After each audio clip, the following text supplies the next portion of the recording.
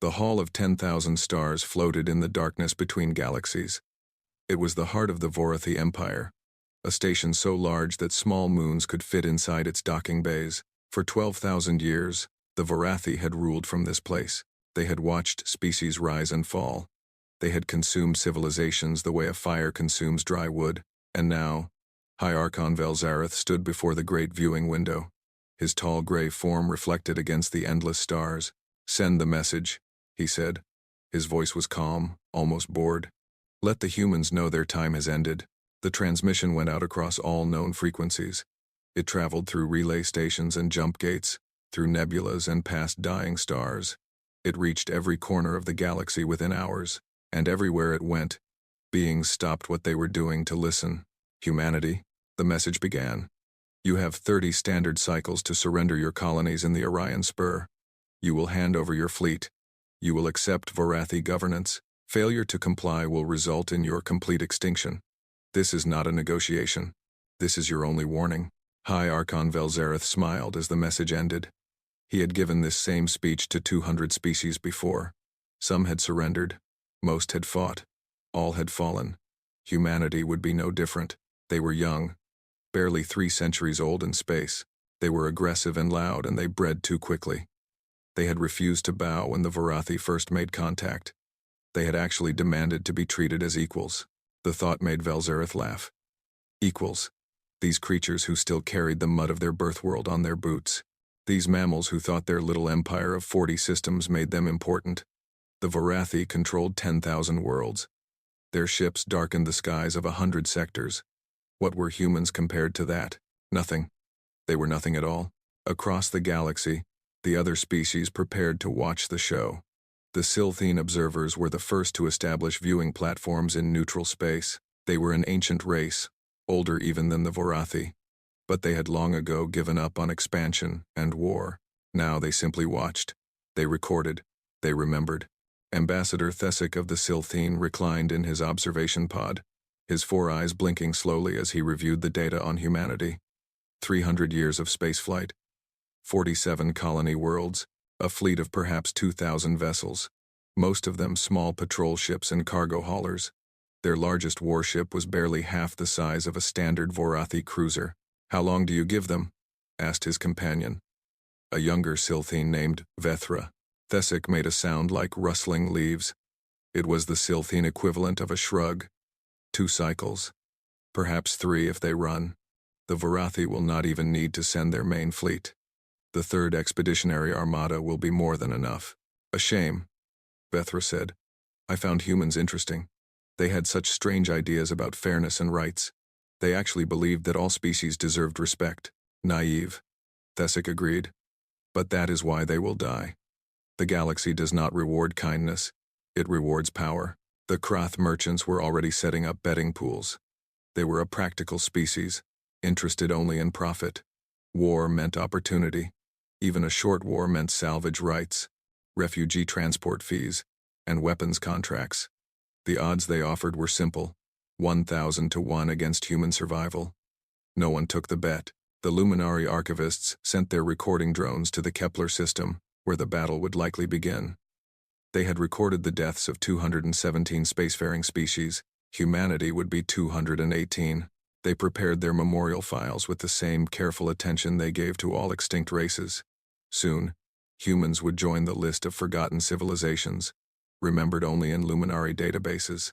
And on Earth, Admiral Helena Vance received the transmission.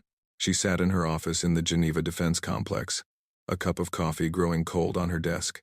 Through her window, she could see the Alps, their peaks white with snow. Birds flew past. Children played in the streets below. The people of Earth had no idea that their entire species had just been sentenced to death. Vance read the message twice. She set it down carefully. And then, slowly, she smiled. It was not a happy smile. It was the smile of a woman who had been waiting for this moment for a very long time. She pressed a button on her desk. "Get me the Defense Council," she said. "Priority Alpha." Within minutes, the faces of 12 men and women appeared on her screen. They were the leaders of humanity's military forces, the keepers of its darkest secrets. They had known this day would come. They had prepared for it for generations. "They've done it," Vance said. The Vorathi have issued their ultimatum. 30 cycles. Admiral Chen of the Pacific Fleet nodded slowly. Then we proceed as planned? We proceed exactly as planned. Activate Protocol Prometheus. Contact all hidden installations. Begin fleet assembly at the shadow coordinates. Vance paused, looking at each face on her screen. For 300 years, we have hidden what we truly are. We let them see our merchant ships and our patrol vessels. We let them believe we were weak. We let them think we were just another young species waiting to be conquered. She stood up and walked to her window. Outside, the world continued in its peaceful way. The people below had no idea what their military had built in secret shipyards, hidden in asteroid fields. They did not know about the weapons research conducted in the cores of gas giants. They had never heard of the technologies humanity had discovered and never revealed. The Vorathi expect to find frightened animals. Vance continued. They expect us to beg for mercy or die fighting with sticks and stones. They have made the same mistake that every predator makes when they corner something from Earth. She turned back to face the screen. They have forgotten what happens when you threaten our children, our homes, our future. Admiral Yamamoto of the Japanese Defense Force leaned forward. And if this fails? If we are wrong about our capabilities? Vance's smile faded. Then humanity dies fighting on its feet, not living on its knees. But we are not wrong. I have seen what we have built. I have seen the ships, the weapons, the soldiers we have trained in secret. The Vorathi have ruled this galaxy for 12,000 years because no one has ever truly challenged them. Her eyes hardened. That changes now. Across the galaxy, the observers continued their preparations. The betting pools grew larger. The archivists prepared their extinction files. The ambassadors sipped their drinks and made jokes about how quickly the humans would fall. None of them noticed the small anomalies in their sensor data. None of them saw the ghost signals in the deep darkness between stars. None of them realized that while they had been watching humanity for 3 centuries, humanity had been watching them right back, and learning, and building, and waiting. The eyes of the cosmos were fixed on the Orion Spur. Smirks widened across 1,000 observation platforms. The great and ancient powers of the galaxy settled in to watch another young species burn. They had no idea what was coming. The Vorathi Third Expeditionary Armada jumped into the Kepler system with the confidence of absolute power. 1,500 capital ships emerged from fold space in perfect formation, their hulls gleaming with the dark purple metal that had become the symbol of Vorathi conquest. Each ship was a monster of destruction, bristling with plasma lances and particle cannons. The smallest of them was larger than anything humanity had ever shown the galaxy. Fleet Commander Draxus stood on the bridge of his flagship, the Eternal Dominion. He was tall even for a Vorathi, his gray skin marked with the ceremonial scars of 100 victories. He had burned worlds. He had watched species kneel before him and beg for mercy. He had granted that mercy exactly twice in his long career. Scan the system, he ordered. Find their defense fleet. His sensor officers worked their stations with practiced efficiency. Seconds passed, then minutes. Draxus felt the first small touch of confusion. Commander, his tactical officer reported, we are detecting no human vessels in the system. The colonies appear to be evacuated. There is nothing here. Draxus walked to the main viewing screen. The Kepler system spread out before him, a collection of rocky planets and asteroid fields around a yellow star. There should have been patrol ships. There should have been defense platforms. There should have been something. They have run, said his second-in-command, a female named Sharveth. They know they cannot fight us, so they flee like animals. Perhaps, Draxus said, but something felt wrong. Humans were many things. Foolish, aggressive, stubborn, but they were not cowards. He had studied their history. They had a strange habit of fighting even when they had no chance of victory. Why would they abandon their colonies without resistance? Expand the sensor range, he ordered. Check the asteroid fields. Check the gas giants. Check everything. Across the galaxy, the observation platforms were filling with spectators. The Karath merchants had set up comfortable viewing areas for their wealthiest clients. Food and drink were served as guests placed their final bets. The odds against humanity had risen to 5,000 to 1. Ambassador Thesic of the Silthine watched from his private observation pod. His companion Vethra floated beside him, her 4 eyes scanning the tactical displays. The humans are not there, she observed. Curious. Not curious, Thesic replied. Predictable. They know they cannot win, so they delay. They will try to negotiate. They will offer partial surrender. They will do anything to survive a few more cycles. He made the rustling sound that was his species' laugh. It will not matter. The Vorathi do not negotiate. In the Luminari archive ship, the ancient scholars were already composing humanity's memorial entry. They wrote about human art and music. They noted their strange attachment to individual freedom. They recorded their belief that all beings had worth. It would make for an interesting historical footnote, they decided. Humanity had been naive, but at least they had been unique in their naivety. None of the observers noticed the shadow that had been following them.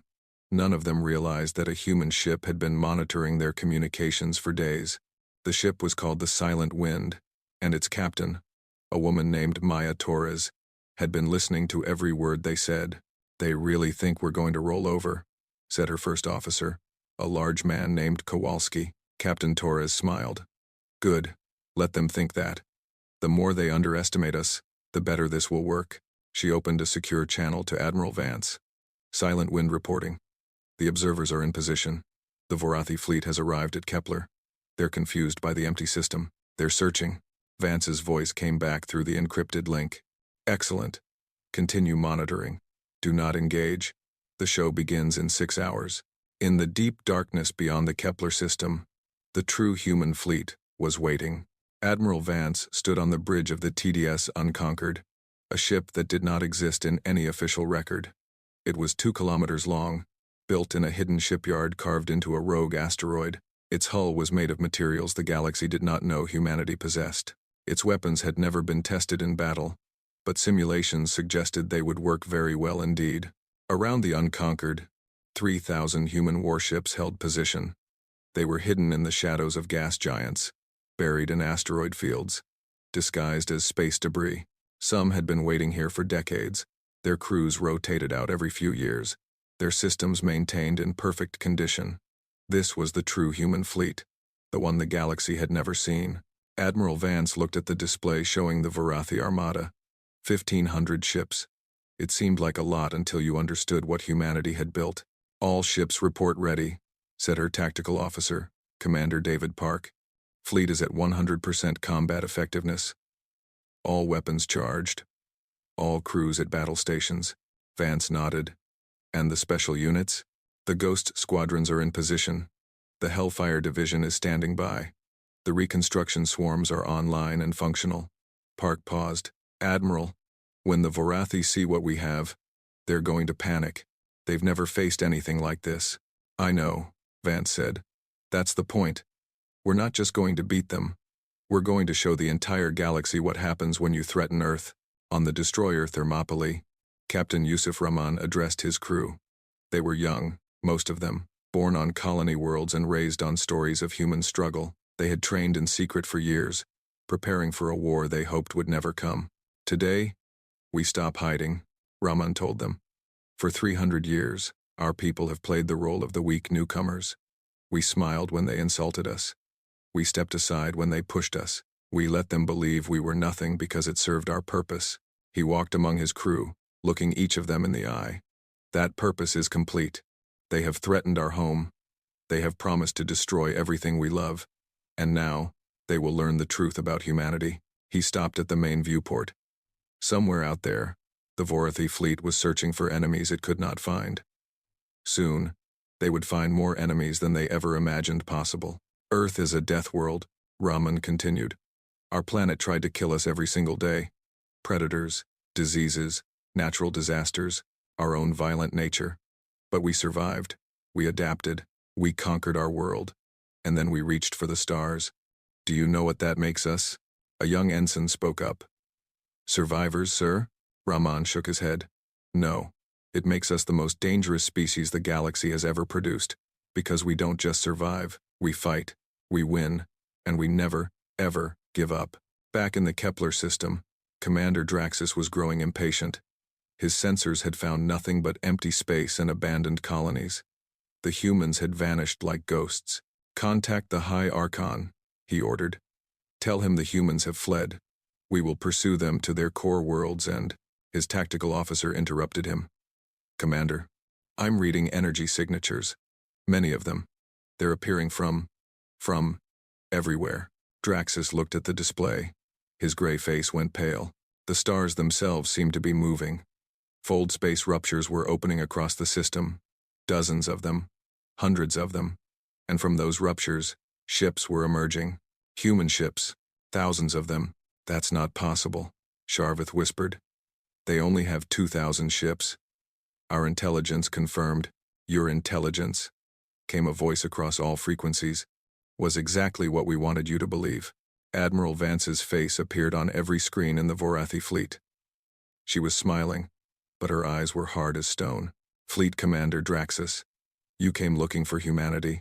Congratulations, you found us. The eyes of the cosmos, which had been fixed on this moment with smug anticipation, suddenly went very, very wide. The smirks began to fade. Commander Draxus stared at the tactical display and tried to make sense of what he was seeing.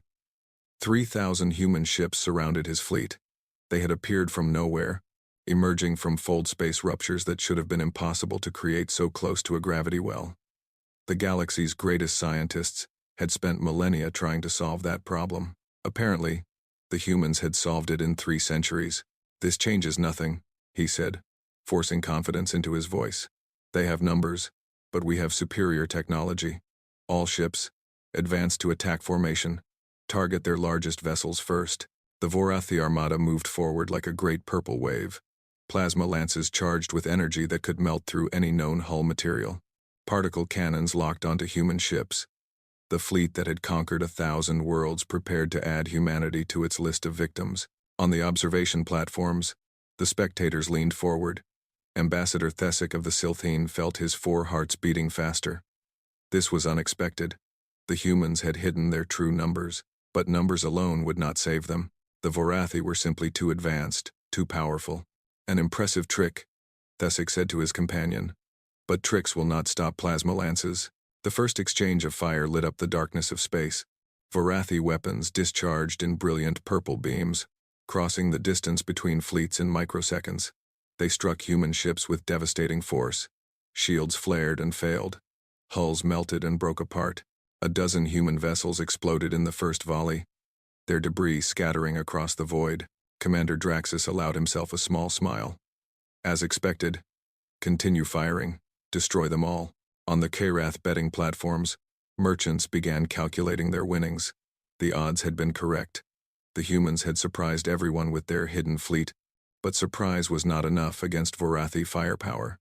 This would be a slaughter, just a larger slaughter than anticipated. The Luminari archivists updated their extinction file. They added a note about humanity's clever deception, their hidden fleet, their brave but futile final stand. It would make the memorial more interesting. Then something strange happened. The destroyed human ships began to move. Not the debris. The ships themselves. The broken hulls. The shattered frames. The molten metal. It all began to flow and shift and reform. Tiny machines, too small to see, swarmed across the wreckage. They pulled pieces together, rebuilt shattered systems, restored what had been destroyed. What is that? Sharvith whispered. Within minutes, the 12 destroyed ships were whole again. Their shields recharged. Their weapons came back online. They took their places in the human formation, as if nothing had happened. Nanite reconstruction swarms, Commander Draxus said slowly. Theoretical technology. We believed it was impossible to achieve. Apparently, Admiral Vance's voice cut across the communication channel. You believed wrong about many things. The human fleet began to move, and the way they moved made no sense. Ships accelerated at speeds that should have killed their crews. They changed direction instantly, without any apparent concern for momentum or physics. A destroyer would be in one position, then suddenly appear in another, as if it had simply skipped the space between. Inertial dampening, Draxus said, understanding flooding through him along with cold fear. They've solved inertial dampening. This was a technology the Vorathi had dreamed of for 10,000 years. It would allow ships to accelerate without limit, to maneuver in ways that no living crew could survive. The Vorathi had always believed it was impossible. The humans had apparently disagreed. On the Silthene observation platform, Ambassador Thesic dropped his drink. The crystal glass floated away from him, forgotten. His 4 eyes were fixed on the battle display, watching human ships dance through space like nothing he had ever seen. "This is not possible," Vethra said beside him. "How could they have developed technology we never even imagined?" Thesic did not answer. He was remembering something he had read about humans long ago. They came from a world where gravity was strong, where the atmosphere was poison to most species, where water fell from the sky and the ground shook without warning. They evolved in conditions that would kill most beings, and they had spent their entire existence fighting that world, challenging it, refusing to accept its limits. Perhaps, Thesic thought, they had simply brought that same attitude to physics itself. The human fleet engaged. But they did not fight the way galactic powers were supposed to fight. There were no orderly formations, no dignified exchanges of fire, no ritualized combat maneuvers developed over millennia. The humans fought like animals, like wolves. Small destroyers worked in packs, coordinating their attacks with perfect precision. They would strike from multiple angles simultaneously, overwhelming the shields of a single Varathi cruiser, then scatter before counterfire could reach them. Carriers deployed swarms of drones that adapted in real time, learning from each exchange, becoming more effective with every passing minute. And the human pilots. The pilots were something else entirely. Varathi fighter craft were controlled by sophisticated computer systems because no living being could survive the stresses of combat maneuvering. Human fighters were piloted by actual humans, beings who seemed to enjoy pulling turns that would reduce any other species to paste. They screamed through space at insane velocities, laughing as they went, their bodies somehow surviving forces that should have killed them instantly. "Deathworlders," Sharvith whispered. "They evolved on a high-gravity planet. Their bodies can withstand stresses that would destroy us." A human fighter squadron blew past the bridge of the Eternal Dominion, so close that Draxus could see the pilots inside. One of them waved at him before destroying a Varathi gun emplacement with a perfectly placed missile. The battle was becoming a massacre. But not the massacre anyone had expected. Varathi ships were falling. Their shields could not stop human weapons. Strange energy beams that did not match any known technology. The humans called them Helios cannons, and they did not just damage enemy vessels. They superheated the space around their targets, creating pockets of plasma that melted through any hull. On the observation platforms, the spectators had gone completely silent. The Krath merchants stopped calculating odds because the odds no longer made sense. The Luminary archivists realized they were not recording an extinction. They were recording a revelation. Ambassador Thesic finally found his voice. "We need to leave," he said. "We need to leave right now." But he could not look away. None of them could. For 12,000 years, the Varathi had been the apex predators of the galaxy. They had conquered without challenge, destroyed without consequence. And now, for the first time in history, they were being hunted. Commander Draxus watched his fleet die around him. The Third Expeditionary Armada, 1,500 ships that had never known defeat, was being torn apart by creatures the galaxy had dismissed as primitives. His tactical display showed nothing but destruction. Over half his fleet was gone or disabled. The rest were fighting for their lives. "Retreat," he ordered, the word tasting like ash in his mouth. "All ships, retreat to the rally point. Emergency fold space jump." Ships began to flee, but the humans were faster. Their fold space technology was not just equal to the Varathi. It was better. Human ships appeared ahead of fleeing Varathi vessels, cutting off escape routes. They herded the survivors like animals, driving them toward a central point in the system. "You wanted to destroy us." Admiral Vance's voice echoed across every Varathi bridge. "You wanted to add humanity to your list of conquered species. But you made a mistake, Commander. You assumed we were prey." The unconquered moved through the chaos of battle like a shark through bloody water. It was the largest human ship anyone had ever seen, and it was beautiful in a terrifying way. Sleek, powerful, designed for one purpose and one purpose only. "We are not prey," Vance continued. "We have never been prey. We are what happens when a death world produces a species too stubborn to die, too angry to surrender, too human to know when it's beaten." The surviving Varathi ships clustered together, their shields overlapping, their weapons pointing outward at the ring of human vessels that surrounded them. Commander Draxus stood on his bridge, watching his empire's undefeated record crumble around him. "You came to kill us," Vance said. And we want you to live. We want you to go home. We want you to tell everyone what you saw here today. A pause. Then her voice hardened. But if you ever threaten Earth again, we will not be so merciful. The human fleet parted, creating a single corridor through their formation. An escape route. An offer of survival. Commander Draxus looked at the opening for a long moment. Then he gave the order that would haunt him for the rest of his life. Retreat. All ships retreat. The remnants of the Third Expeditionary Armada fled into fold space, leaving behind the debris of their shattered pride. Across the galaxy, the Smirks had vanished entirely. In their place was something the cosmos had not felt for a very long time: fear. The news spread across the galaxy faster than light itself. Every species with access to faster-than-light communication heard the impossible story within hours. The Vorathi Third Expeditionary Armada, the most feared military force in known space, had been broken by humans. Not just defeated, humiliated, scattered like leaves in a storm. High Archon Velzareth received the report in his private chambers on the Hall of 10,000 Stars. He read it 3 times, certain there must be some mistake. Commander Draxus was one of his finest officers. The Third Armada had never lost a single battle in 5,000 years of conquest. And now he was being told that it had been reduced to fleeing survivors by a species that should have been extinct by now. "Show me the recordings," he ordered. The holographic display activated, and Velzareth watched his empire's invincibility die. He saw the human ships appear from impossible jump points. He saw them move in ways that violated every principle of known physics. He saw their weapons tear through Vorathi shields like they were made of paper. And he saw Commander Draxus order the retreat. His voice broken and hollow. The High Archon stood in silence for a long time after the recording ended. Then he did something he had not done in 3,000 years. He felt afraid.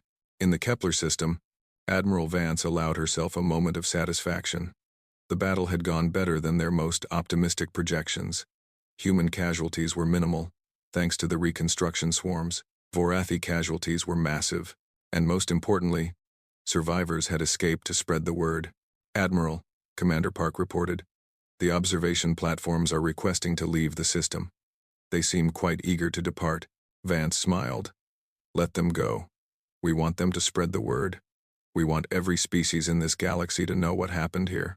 She turned to her tactical display, already planning the next phase. "But our work is not finished. The Vorathi have other fleets. They will send them. We need to be ready." The human fleet began to move again, spreading out through the Kepler system and beyond. Sensor platforms were deployed, defensive positions established, supply lines secured. This was not just a victory, it was the beginning of a campaign. Across the galaxy, the reaction to the Battle of Kepler's Veil was immediate and dramatic. The Silthene observers called an emergency session of their Elder Council. Ambassador Thesic, still shaken from what he had witnessed, delivered his report in a voice that trembled. "We have made a terrible mistake," he told the Council. "For 3 centuries, we watched humanity and saw what we expected to see. A young species, aggressive but primitive, destined to be conquered like all the others before them." He paused, his 4 eyes closing briefly. "We saw only what they wanted us to see." "Explain," the Chief Elder demanded. "They were hiding. All this time, they were hiding their true capabilities. They let us believe they were weak because it served their strategy. They let the Vorathi underestimate them. They let the entire galaxy underestimate them." Thesic spread his manipulator appendages in a gesture of helplessness. "And now, we know the truth. Humanity is not prey. Humanity is not even a predator. Humanity is something else entirely." "What are they then?" Thesic was silent for a long moment. "They are what happens when evolution creates a species designed for survival at any cost. They come from a world that tried to kill them every single day, and instead of accepting death, they fought back. They conquered their planet. They conquered space. And now, I fear, they may be ready to conquer everything else." The Krath merchant guilds reacted to the news with their characteristic practicality. Within hours of the battle, Krath trade representatives were sending messages to human colony worlds, requesting diplomatic meetings. The betting pools were quietly shut down, and all bets were declared void. The merchants had lost fortunes on the battle, but they were already calculating how to profit from the new galactic order. "The Vorathi era is ending," the guildmaster told his advisors. We must position ourselves for what comes next. Send our best negotiators to Earth. Offer them whatever they want. Trade agreements, technology exchanges, alliance terms. He paused, his compound eyes glittering with calculation. And make sure the Vorathi do not find out. The Luminary archivists faced a more existential crisis. Their entire purpose was to record the histories of extinct species, to ensure that the conquered were not forgotten. But now, for the first time in their long history, they were watching a species that refused to become extinct. The chief archivist called her staff together and made an announcement that shook their institution to its core. "We must update our records," she said. "Humanity is no longer classified as a pending extinction. They are reclassified as—" She hesitated, the words difficult to speak. "They are reclassified as apex predators. Threat level, maximum.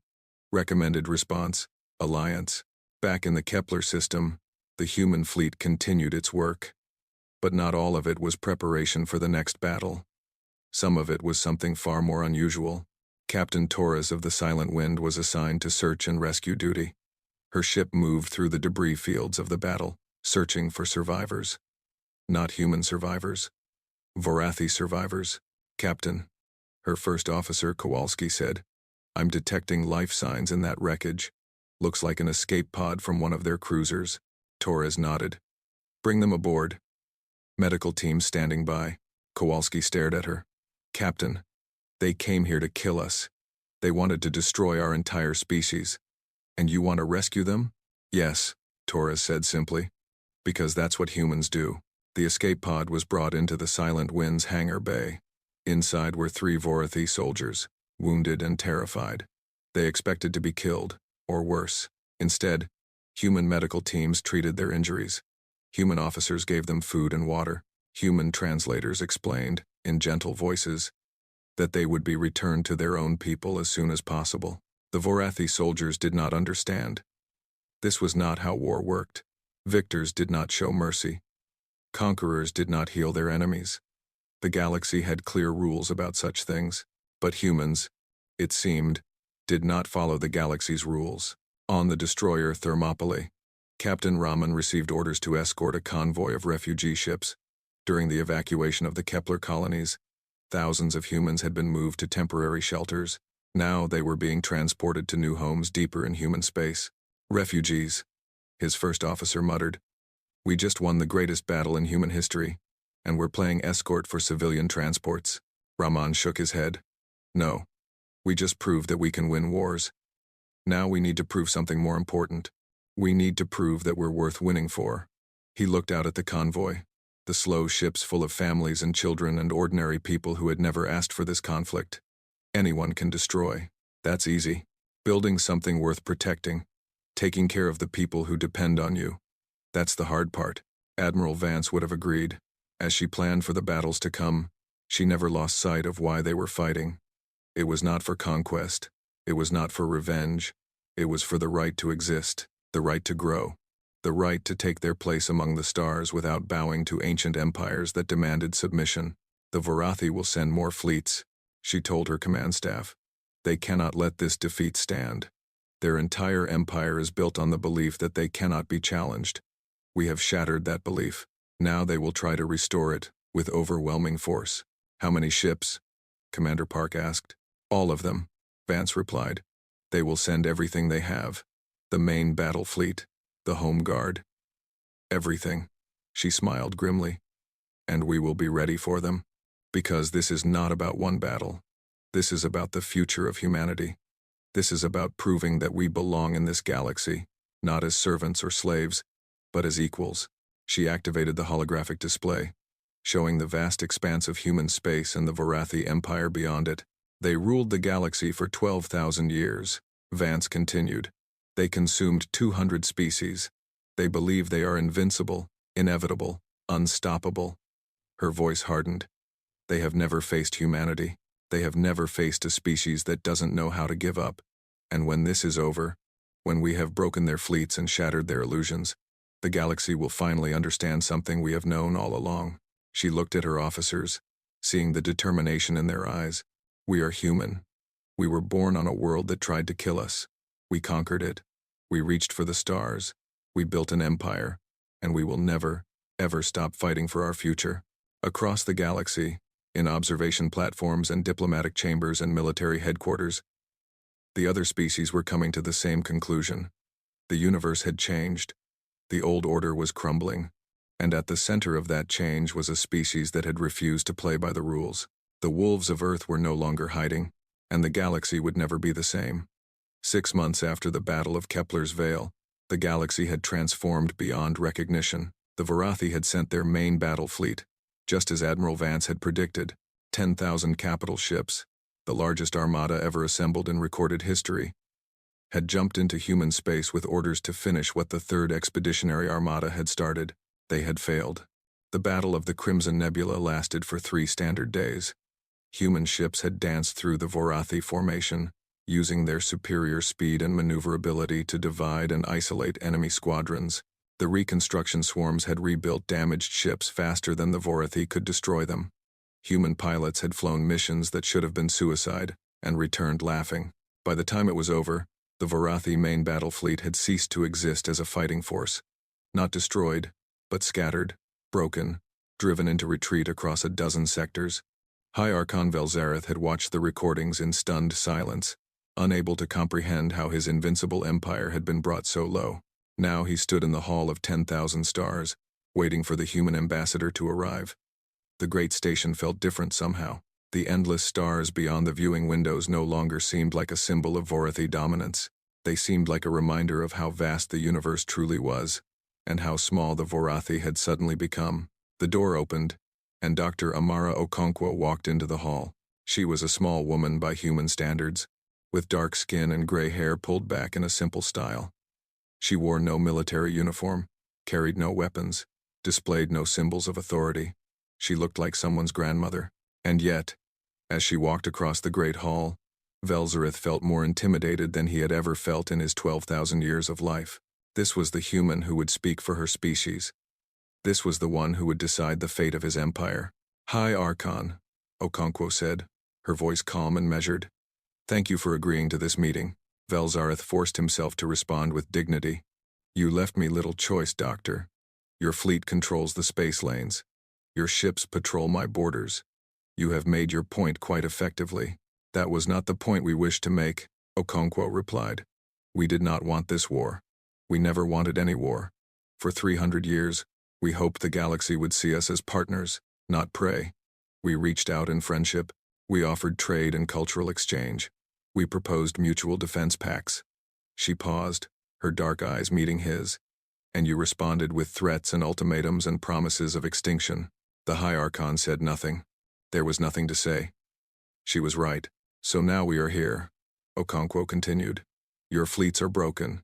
Your empire is surrounded. Every species in the galaxy is watching to see what happens next." She took a step closer. "You have a choice to make, High Archon. You can accept our terms for peace, or you can learn what humanity looks like when we stop holding back." Velzareth felt a chill run through his gray body. "Holding back? You have destroyed the 2 greatest fleets in Vorathi history. You have humiliated our military beyond anything we could have imagined. How could you possibly have been holding back?" Okonkwo smiled, and there was something ancient and terrible in that smile. "We did not use nuclear weapons. We did not deploy bioweapons. We did not target your civilian populations or your food production centers. We did not release the artificial intelligences we have been developing in secret for decades." She let those words hang in the air. "We fought you with restraint, High Archon. We fought you the way we wished we had been fought. We gave you chances to retreat. We rescued your wounded. We treated your prisoners with dignity." "Why?" Velzareth demanded. "We came to destroy you. We made no secret of our intentions. Why would you show us mercy?" "Because mercy is what separates civilization from barbarism," Okonkwo replied. "Because we do not want to be the monsters you expected us to be. Because somewhere in the future, we hope that humans and Vorathi can work together. And that hope is only possible if we do not begin our relationship with atrocities." She stepped back and folded her hands in front of her. "Here are our terms. First, the Vorathi Empire will cease all military aggression against human territories and allies. Second, the practice of consuming lesser species will end immediately and permanently. Third, Humanity will be granted full membership in the Galactic Council, with voting rights equal to any other major power. Fourth, borders between human space and Vorathi space will be respected by both parties. She paused. These are not negotiable. But they are not designed to humiliate you. We do not want tribute. We do not want territory. We do not want revenge. We want only what we have always wanted, the right to exist as equals in this galaxy. Velzareth listened to the terms and felt something he had not experienced in millennia. Relief. The humans were not demanding surrender. They were not insisting on the destruction of his empire. They were offering something unprecedented in galactic history, a fair peace. And if we refuse? He asked. Already knowing he would not refuse, Okonkwo's expression did not change. Then we will continue fighting, and we will not hold back. And in 100 years, schoolchildren across the galaxy will learn about the Vorathi the same way they learn about the other species you consumed. As a cautionary tale, she tilted her head slightly. I do not think you want that, High Archon. I think you want your people to survive. I think you want your culture to continue. I think, despite everything, you want peace as much as we do. The Hall of 10,000 Stars was silent. Beyond the viewing windows, the stars burned on, indifferent to the drama unfolding between two ancient species. Velzareth looked at those stars and made his decision. We accept your terms, he said quietly. The war is over. Across the galaxy, the news spread like fire through dry grass. The Vorathi had surrendered. Humanity had won. The old order was finished, and a new era was beginning. On the Silthene homeworld, Ambassador Thesic sat with the Elder Council and processed the implications. They won, he said, still not quite believing it. They won everything, and they asked for nothing but equality. What kind of species does that? The Chief Elder made a sound of deep thoughtfulness. A species that is playing a longer game than we understood. They have made allies of their enemies. They have shown mercy where brutality was expected. Every species in the galaxy is now reconsidering their relationship with humanity, including us, especially us. We watched them for 3 centuries and saw only what they wanted us to see. Imagine what they are still hiding. The Chief Elder rose slowly. Prepare diplomatic envoys. It is time the Silthene and humanity became friends. The Krath merchants had already sent their negotiators to Earth. Trade agreements were being signed, technology exchanges arranged, joint ventures planned. The Krath had a nose for profit, and they could smell opportunity everywhere they looked. Humanity was rising, and the Krath intended to rise with them. The Luminary archivists updated their records for the final time. Humanity was no longer classified as a potential extinction. They were listed as a Tier 1 civilization, equal to the Vorathi, perhaps even superior in some ways. The archivists added a note to the file that would be studied by scholars for millennia to come. First species to defeat the Vorathi Empire and choose mercy over vengeance. Recommend further study. Recommend caution. Recommend friendship. On Earth, Admiral Vance stood on the observation deck of the Geneva Defense Complex and watched the sun set over the Alps. The war was over. Humanity had survived. More than survived. They had changed the galaxy forever.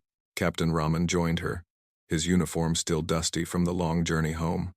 We did it, he said. We actually did it. We did. Vance agreed. But this is only the beginning. Now comes the harder part.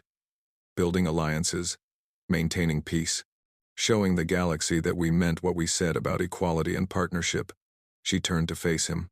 Anyone can win a war, Captain. The real challenge is winning the peace. Raman nodded.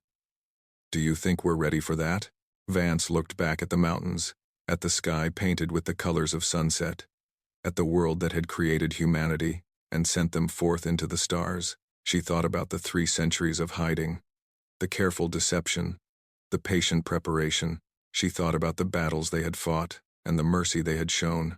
She thought about all the species that had been consumed by the Vorathi and all the species that might have been consumed if humanity had failed.